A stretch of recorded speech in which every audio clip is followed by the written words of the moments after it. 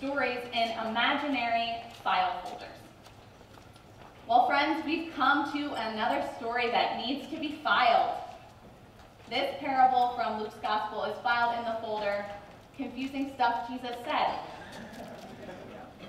I mean, come on, I saw your faces. You kind of look like these guys. Sometimes Jesus is crystal clear, and then he tells a story like the dishonest manager. And we're all left wondering, what did Jesus just say? I'm serious, friends. I'm not the first, nor will I be the last preacher to be confounded by Jesus' story here in Luke. Every commentary, every writer says that this story is confusing. One writer even calls this the problem child of Jesus' parables.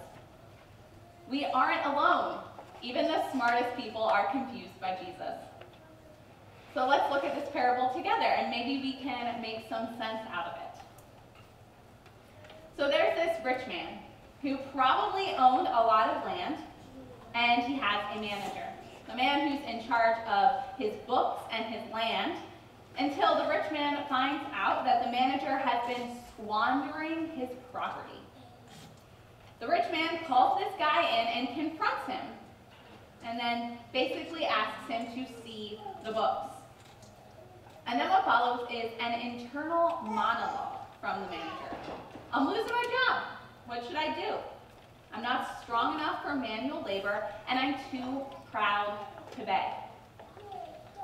Well, the manager decides to call in the folks who are indebted to his boss, and then reduces the amount they owe. But there's a plot twist, and it's confusing. The rich man commends the manager. Why? It makes no sense. Didn't the manager just cheat his boss? And then that's when Jesus seems to say, be dishonest like this guy. So there's a few things we need to look at before we move any further with this parable. First, a crash course in first century economics in Roman-occupied Galilee. Are you ready? Okay. Rich landowners, like the rich man in this parable, were like loan sharks. They'd use high interest loans to gather more land and more wealth for themselves, essentially stealing land and money from poor peasants. They'd find ways to hide interest. Oftentimes they would roll it into the principal. The equivalent of these first century practices today would be high interest student loans or predatory payday loans. Now maybe this doesn't shock you, but what these wealthy landowners were doing was in direct opposition to what the Bible calls for. See Exodus 22:25. If you lend money to my people, to the poor among you, you shall not deal with them as a creditor. You shall not exact interest from them. Or Deuteronomy 15:7-8. If there is any among you in need, a member of your community in any of your towns within the land that the Lord your God is giving you, do not be hard-hearted or tight-fisted toward your needy neighbor. You should rather open your hand, willingly lending enough to meet the need, whatever it may be. So when the manager reduces the debts of several people, couldn't we say he was doing the right thing for those in need, even if he was dishonest toward the rich man? Couldn't we say he was doing just what the law of God commands by forgiving the interest on these debts? Couldn't we say he was doing exactly what Jesus was calling for throughout Luke's Gospel? A reversal of fortunes, lifting of the poor, caring for the vulnerable. Throughout Luke's Gospel, Jesus and his mother proclaim that God loves and cares for those in need. Remember the Magnificat? God has lifted up the lowly, filled the hungry with good things. Or what Jesus reads from the scroll in the temple. The Spirit of the Lord is upon me, because he has anointed me to bring good news to the poor. He has sent me to proclaim release to the captives and recovery of sight to the blind, to let the oppressed go free. Or the Beatitudes. Blessed are you who are poor, for yours is the kingdom of God. And what about the rich man? Maybe the rich man commends his manager for helping him to change his ways, for teaching him that sometimes, or all the time, he should do the right thing. He should do what God calls him to, care for those in need. So what does this mean for us? What is Jesus calling us to by sharing this confusing parable? Well, let's look at what Jesus has to say after he tells this story. Because for the first time in this reading, Jesus is clear. Jesus wants us to think about our relationship with money.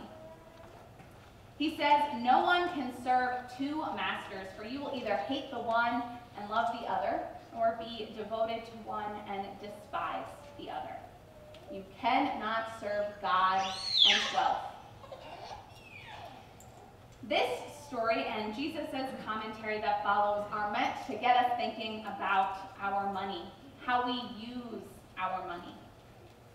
Jesus talks about money like it is an idol. In fact, the Greek here uses the word mammon in the place of wealth. Jesus is personifying wealth, meaning it is possible for us to worship money like we worship God. Throughout the Middle Ages, mammon became a character in literature. For example, in John Milton's Paradise Lost, mammon is a fallen angel that values material wealth above all things, and then goes on to lead people astray. And according to Martin Luther, mammon is the most common god on earth. Well, not much has changed since Jesus' time or the Middle Ages. Money still plays an important role in our lives and in our society. We live in a world that worships money. We live in a world that prioritizes the accumulation of wealth over the sharing of wealth. We live in a world where money dictates our lives, sometimes even our happiness. In our world, mammon is alive and well. Money is an idol. Money is a religion. So today, Jesus asks us, who do you serve? God or money? And remember, how we spend our money says a lot about who we serve. We serve money when we hold too tightly to our earthly things. We serve money when we squirrel it away. We serve money when we're tight-fisted and hard-hearted. We serve money when we allow it to rule our lives, dictate our emotions. But we serve God when we use our money, what God has given us, for God's purposes, not our own. We serve God when we give our money away to care for others, to help those in need, to feed empty bellies. We serve God when we're generous and kind, giving without judgment, second thoughts, or preconceived notions. All that we have is God's, friends. Our money, our possessions, our very selves. These are all things that God has given us. God has also given us grace.